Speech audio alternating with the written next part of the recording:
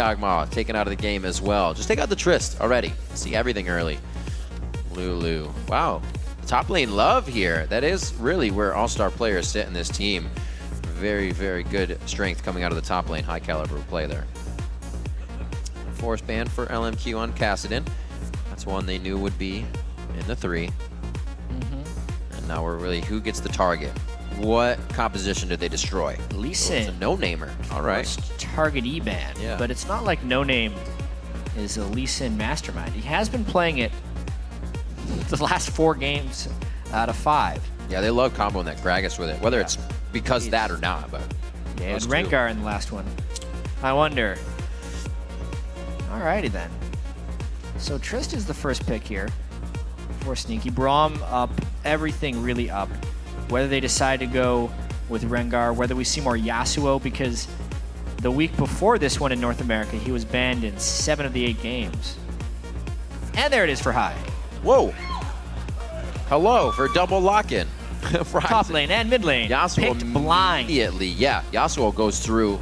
He's been banned up all day. And Tristana, that's going to be first time for balls here in the LCS. So often you see teams wait to pick their solo lanes when they're not super first pick priority level. Sometimes. Not all the time. I mean, Lulu's up as well. Those are these certain laners that you're comfortable picking blind. Yasuo typically hasn't been one of those, but for high, he is. I kind of like this pickup that Cloud9 did. LMQ's reacting now. Well, right. How do they react? Right, with a poke comp, potentially. Jayce, Xerath is a thing that LMQ may very well run. Jayce in the top lane on Ackerman. They could do it. Do it! I want to see it. I like how fast Cloud9 locked in. Yeah. The thing that hits LMQ the most is deviating from what they get in Champion Select. Now they're reacting, it looks like, to what just happened. This deviation may hurt them, but it also may solidify a win as well. This is also a bit of a mind game here. Jayce can be a flex pick. Yep. He has been seen in the mid lane in other regions. Xerath is a much more common mid laner though lately, and Ackerman does play it in the top lane. Look at Cloud9. First pick here in the NALCS. All right. He was banned that 1 week when Probably was practicing him in mid lane. Yeah. That's what that ban is for. Wow. So Cloud9's got to, they have to see this coming. They see the Ezreal very poke-based. They must know something along the lines of a Xerath is coming. They have to try and get initiation or catch potential right now. Morgana is still up. That's great catch potential. And then move speed there from Nunu. Nicely done. Might be a little tricky for them to get fights. My word. Of course, that's the poke comp. That's so much pain from far. All right. What a gathering of champions that LMQ has put together here in light of seeing a quick Ryze and Yasuo pick up for second and third on the side of Cloud9. We're going to have a match on our hands. Top tier LMQ, #1 right now in the league. Cloud9's clawing their way right to that spot as they try.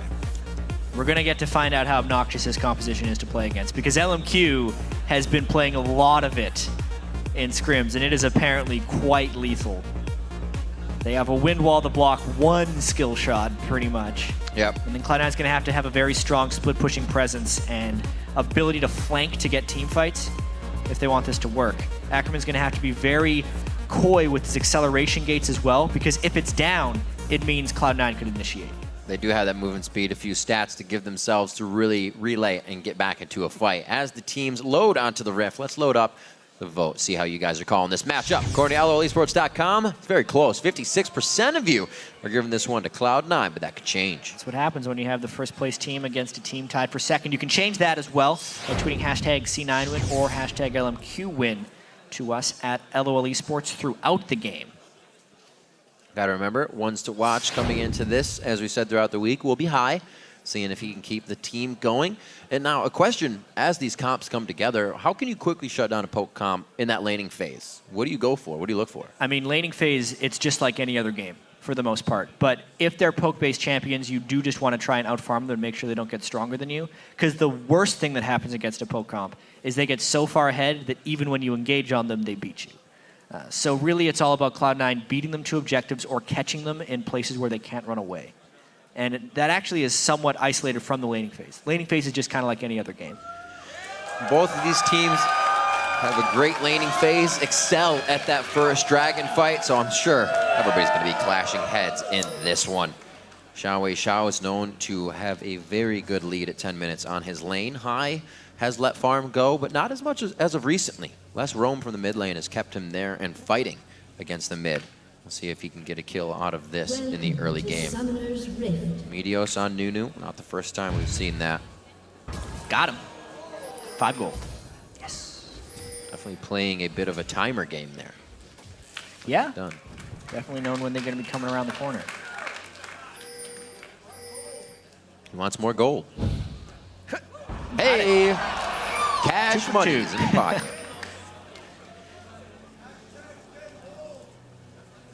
All right, then. Looks like he's actually... They're going to be walking over a ward, but I like this. LemonNation distraction, 3-person huddle. Want to do a 3-man invade early. Meteos wants to try and neutralize NoName as much as possible here.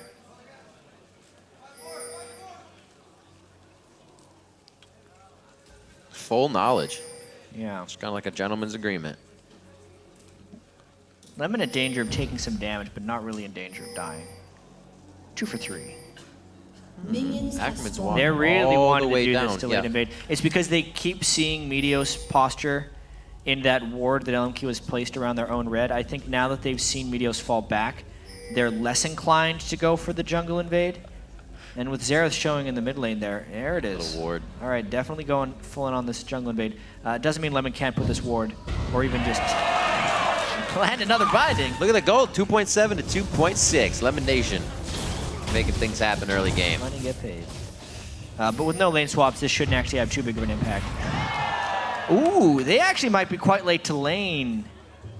Nah, they'll be fine. No, he's not even pushing, because he knows he's going to push inadvertently anyways with the explosive shot, so they got to stick it out.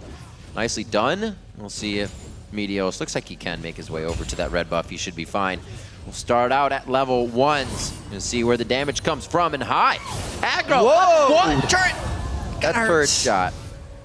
Gotta have to watch out for that one. A barrier actually from XiaoWeiXiao. Instead of the heal. Ooh. Just on the coattails. Like the barrier. Much baiting to be had. It'll be better if he gets ignited. Wow. Yeah? And that's about the only thing it's better for. We'll see. Very difficult to play against XiaoWeiXiao. Want to harass as well as keep your farm up, but high. Doing a little bit of both there. Sneaky now up to the turret. Very nicely done. Taking out that LemonNation, trying to help. Tricky. And this is where Vasilii's going to want him. Not able to get too much of a gold lead yet, but they do have level 2s in the bot lane without any aggression. Whoa! Nice bit of damage they're going to get on high here. Kind of delivered that one to him. Saves his summoners. He actually is going to be out of lane on this one. Meteos a little too late there. He had the right idea, though. So no super early pressure by Meteos, in large part because of that late invade by LMQ. It really made Meteos go in a very specific route, which meant he could not disrupt NoName if he wanted to maintain 2 buffs on Nunu. So that was really well played by LMQ early game to get to this point. Looks like Meteos feels he's comfortable to show mid for this bit of experience. Seeing NoName back at his jungle, no problem showing the jungle mid lane if you're not going to get any aggression. So they're trying to just bide some time. And this bottom lane as well is something I really want to track, because I was talking with Freak earlier actually about the Braum versus Morgana matchup. Okay. And we so frequently see these LCS teams pick Braum, and then you always see Morgana picked as a counter. And almost all of the time, the Morgana seems to just win the lane. Being able to stop the stuns from coming out, then also having the bindings to catch, just swing the matchup, yet teams continually pick into it. Yeah. Whether LMQ can change that is yet to be seen. I think teams are picking Braum because they feel like the team fight potential is just so immense that it's worth it. But the question will always be if you can get out of the lane even enough for that to matter. Had a Braum on LemonNation, but High is just leaving himself for the Yasuo ultimates. He really doesn't have anything else displacing for these. Meteos and NoName, a level 4 to a level 3. He's not having fun right now, trying to get back up, but he has the cool coat, both of them. Those are going to be in the jungle, farming it up. Sweeper gets it.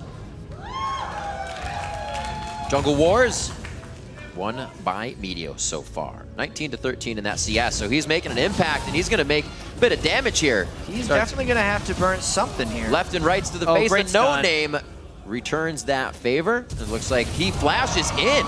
Wow, High going very aggressive. Meteos could not connect that blast. Cannot get the kill. Extremely close to killing NoName right there. He pretty much had to burn all of his escapes, but the fact that he got the flash down of High means he might be making a return. Oh, hello. Lemon was hoping to kill NoName in the jungle there, actually, and also gets a ward in the process. It's one of the big things Cloud9 does when they are doing well, is they always get a guaranteed result with a jungle invade with a chance at something more. So they sync up right there a potential kill on NoName with a deep ward. He wouldn't have even tried for that move if he didn't have a ward to place. And it's that instance as well. Most players would feel like they could go into a sense of security. You're not going to expect the support in your face. So I like that Cloud9 is always thinking on top of the game, trying to be where their opponents wouldn't expect it. And we haven't even touched on this top lane yet. It's a very unconventional matchup, Ryze versus Jayce. Much squishier people than we are used to seeing. So there is some serious potential for death up here in 1v1s. Both these guys building a tier early should prove explosive. Cloud9, 65-35 as the fans staying behind them here as they are that tie for second place, looking to move up. NoName back to the mid lane, High with a good ward to the top side, but he doesn't have himself covered as well as LMQ does. NoName is absurdly paranoid with vision control this game. You can see with the quill coat early on Elise to get the extra ward from that item.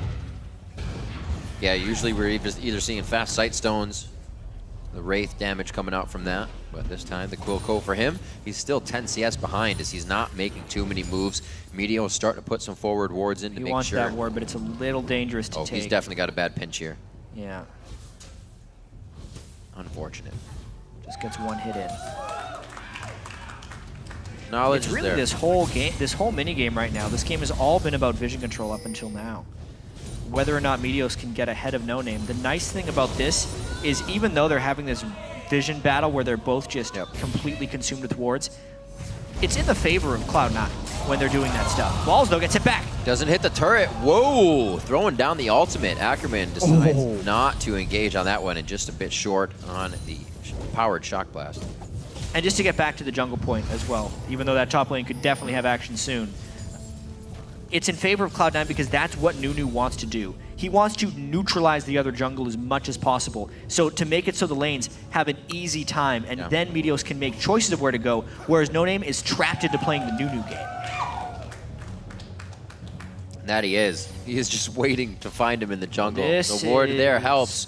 But this is, like just like you were talking about, NoName has to deal with this when he gets to his buff. There's already a couple flashes down.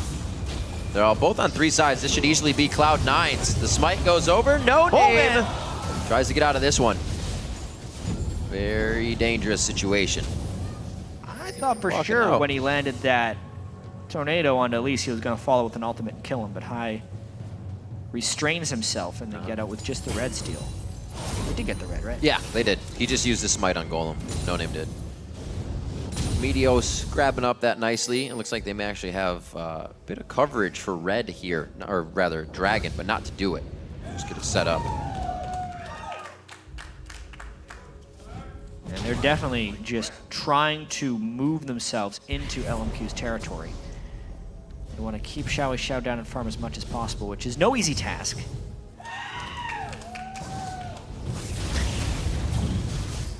They disperse. They get their forward wards in.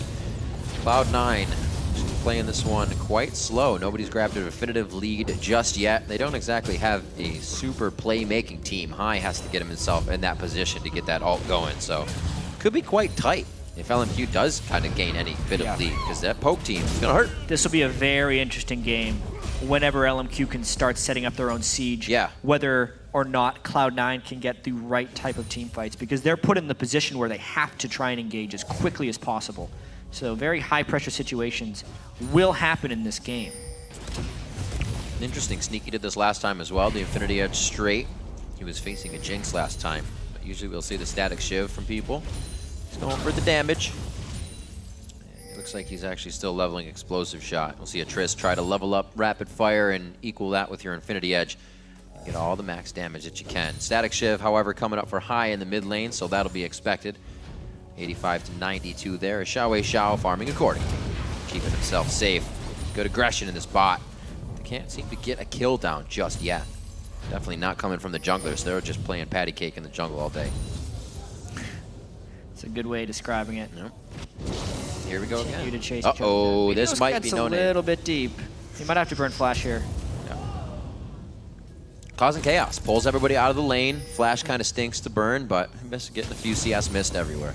Keeping these solo lanes even with the incredibly skilled lanes of LMQ. This is the thing. Cloud9 has excelled in games in the past when this was the standard laning phase. I mean, when Balls gets to play Ryze top, even though he hasn't been getting to play it much recently, he's 6-0 as Ryze in NALCS history. That's across all of his NALCS games. But it's so good for him when he's on a damage-dealing top laner like this. Safely farming as a squishy champion in the top lane, in large part because Meteos has held so much control over where NoName goes. He might be able to play off the aggression of Ackerman here. Yeah. Oh! Meteos. They saw him, right? I don't know. No ping. No. Well, they see him now. He's like, all right, I give up. Well played there, Ackerman. He did go aggro once onto Balls. They were hoping for that again, but he's played it safe.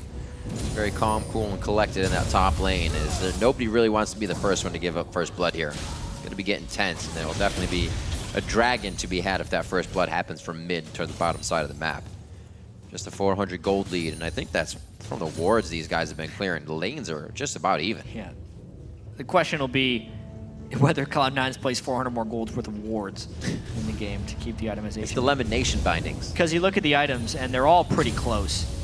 Ackerman trying to get his Muramana as quickly as possible, or Manamune, which will turn into Muramana.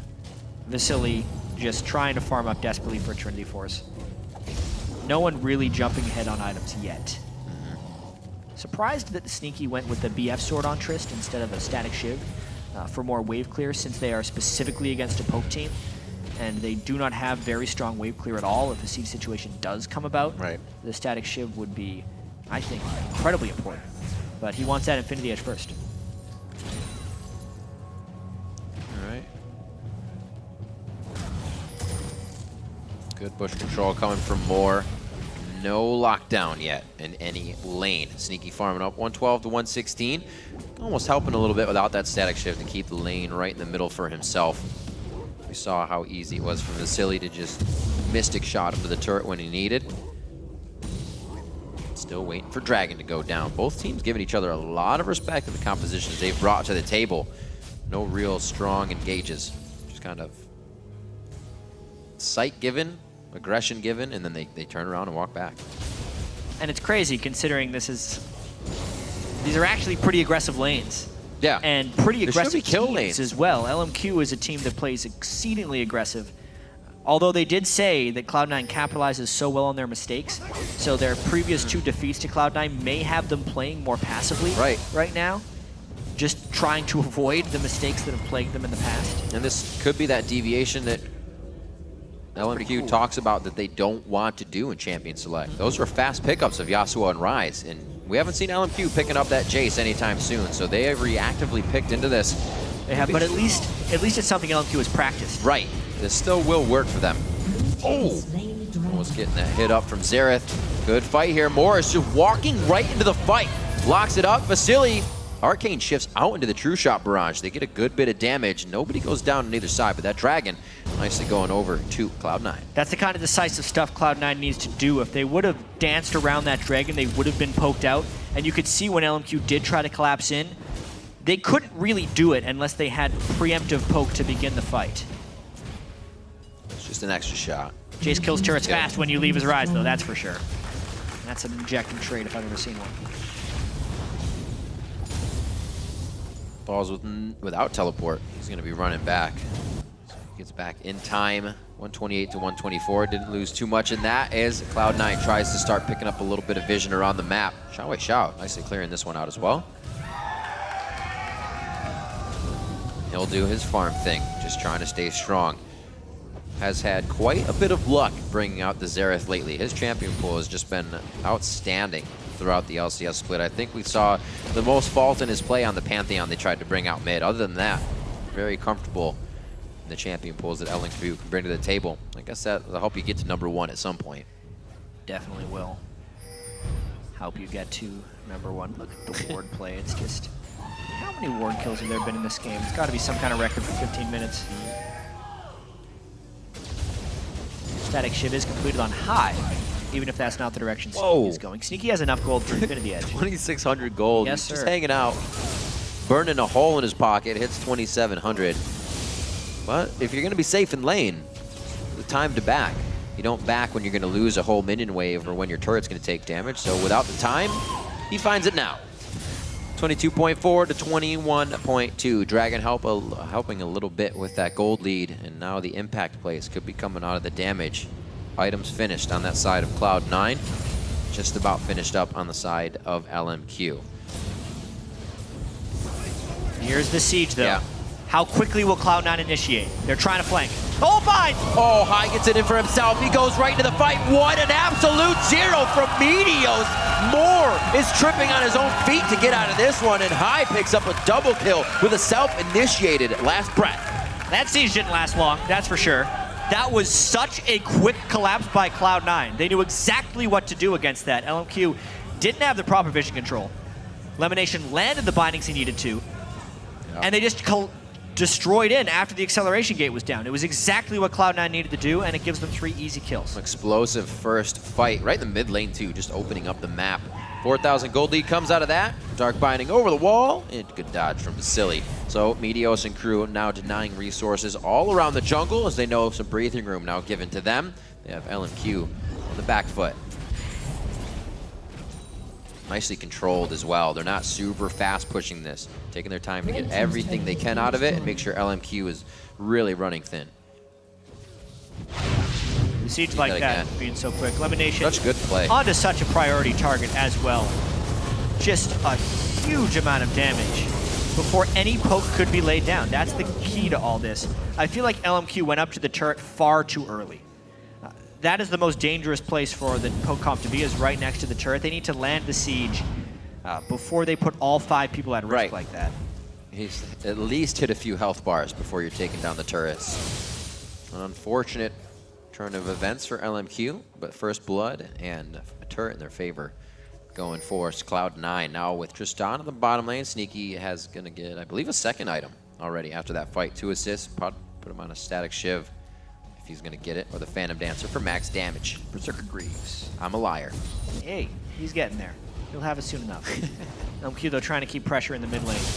They're afraid. Definitely have to respect. They have the wards to see that hardly anyone is around them, but just straight down the lane, there's still an initiation from High to be had there. That's what they just got, and they don't want to get it again. Definitely not. Minute 30 on Dragon. They're going to bide their time here. Rod of Ages stacking up, so Balls is only going to be stronger coming into these fights. Teleport's going to be down for him, up for Ackerman.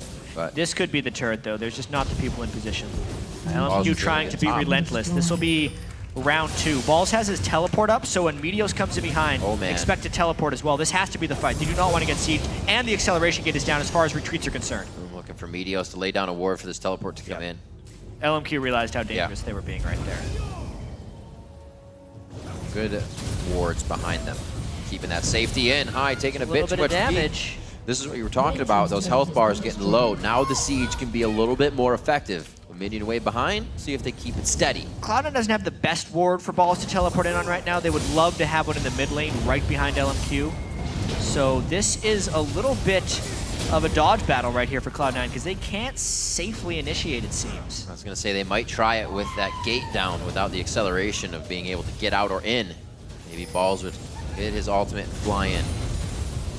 He is starting to walk down, actually. Well, there's no great place to teleport. Right. So he's going to be coming through these wards. Too much damage for High. LMQ is getting really Dragon what they want out of this. As well. Look at Cloud9. They're not in any position to fight a dragon. Cloud9 has to make a very quick choice right here. Do they think they're strong enough to fight with High at half health? Yes, they do. Or do they realize that LMQ is a poke comp that can't actually run into them, and Cloud9 is just going to push right up mid lane? I think that's the smarter choice. And it looks like they don't have the wave, but they are going to have the positioning for it, causing LMQ to run all the way around these Exactly. LMQ is so long range right here, they'd have to go the very long way around. Finding hitting on the outside. That's going to be a turret down. A lot of the wards right now wasted for LMQ are on Cloud9's side of the map, so if they can get a good fight here, they're fighting in LMQ's dark side. Shot from LemonNation, trying to just thwart off any bit of rotation. Dragon is going to be going over to LMQ for that turret. Really playing the game like that. They're going to just put it right out there for LMQ and say, we are testing you. Are you going to approach? It looks like they have just too much damage consumed, and then the smite from Meteos. 20-minute Baron going over to Cloud9 as they make a beautiful rotational play. What a fantastic call right there. It really seemed like Cloud9 was going to be content trading that mid turret for the Dragon because that is the standard play. And even when High went up towards the top lane early, I just assumed he was going for the large creep wave, and I think LMQ did as well.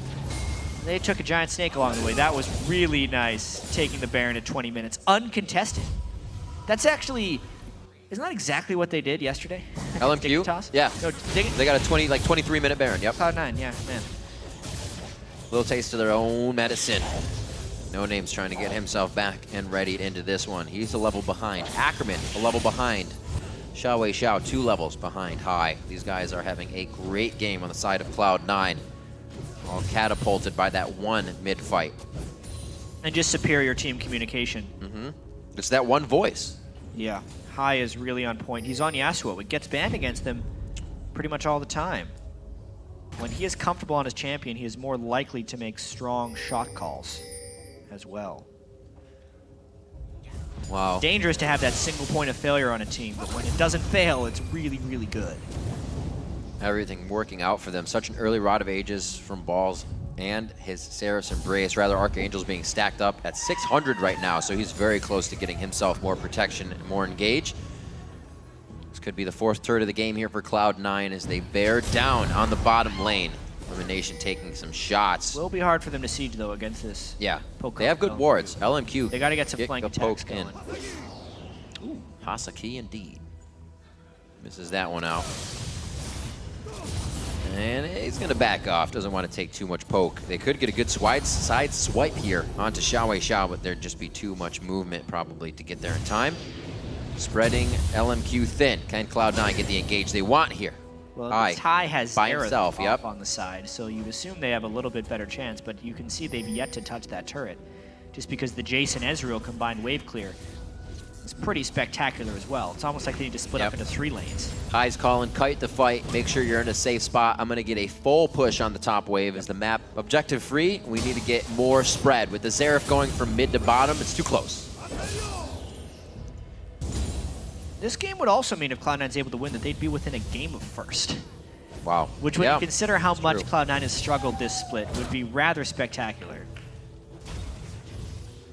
It's like a struggling Cloud9 is still one of the best teams in North America. It shows you how dominant they have been these last 2 splits. They make it count when they need to. That's why this game was so hyped coming in as well. LMQ, the largest lead they've ever had in first place coming in. 2 games. And Cloud9, 2-time defending champs. Yeah. And this is LMQ. You're trying to break, what, 6-7 game winning streak here? So that's going to be tough on their momentum. Nice job by High to keep himself strong. And he's now easily in split push mode. Baron on top of the items he has, easily surmounting anybody on LMQ to face him 1v1. LMQ does not have that answer. Well, what about 2?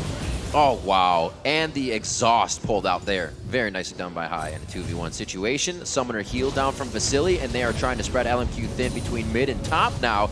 And now we have ball split push into the bottom lane. Yes, they're trying a 1-3-1, which is what they have to do. They have to push all 3 waves because LMQ's wave clear is so good. They can easily clear 2 waves. One with Xerath, the other with Jayce. They have to be split even thinner if Cloud9 wants to push in. And they will grab bottom turret. That's going to be big once Baron starts to come back up. If they can break that all the way down to the inhibitor. This will be 2 in a row depending on how fast Balls is crushing down that turret. The bottom lane, Vasilii takes about half his HP from a shot there. Whoa, High, a little crazy in this situation. He is going to get out alive though, because look at this. More people to the party. Cloud9 brings the entire team. High makes a play. Everybody collapses in. That's how you pull off that split push play.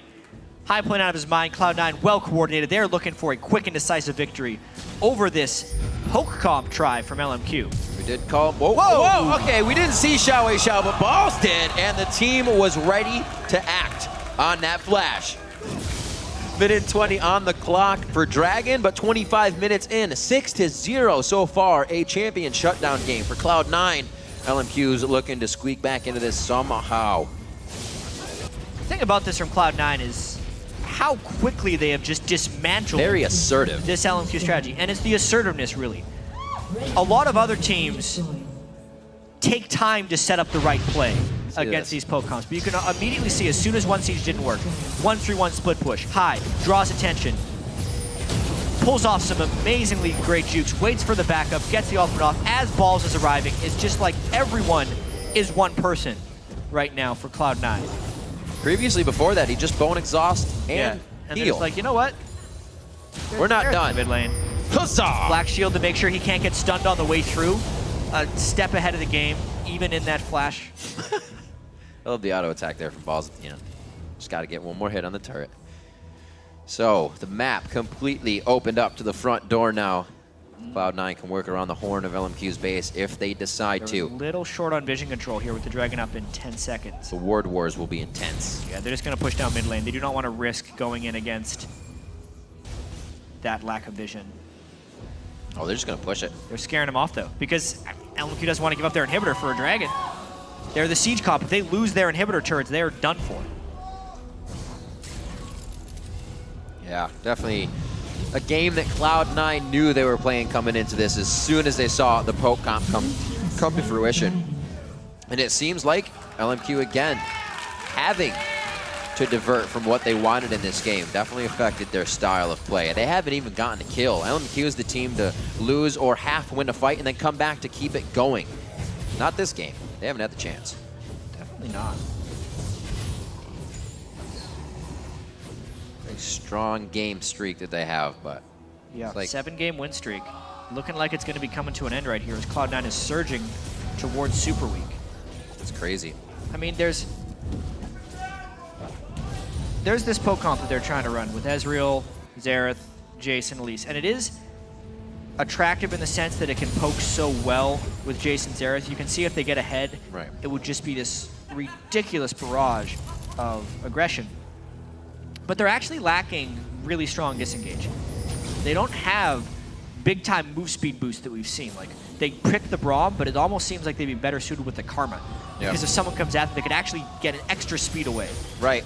A little bit surprised at how easily Cloud9 is initiating on them. Obviously, Cloud9 is incredibly decisive in doing so, and they picked the last two. They kind of smelled out the composition in Champ Select and picked Strong Engage. Right. But it's really just a mismatch at this point. Oh. I would have put it past Hyde to get his own engage on that one. 4 deep in the team because Cloud9 was right on his heels. Saris and Brace finished up on Balls. These guys are far and ahead, 11,000 gold, I should say, in the lead. They only have 5 more turrets on the map to drop.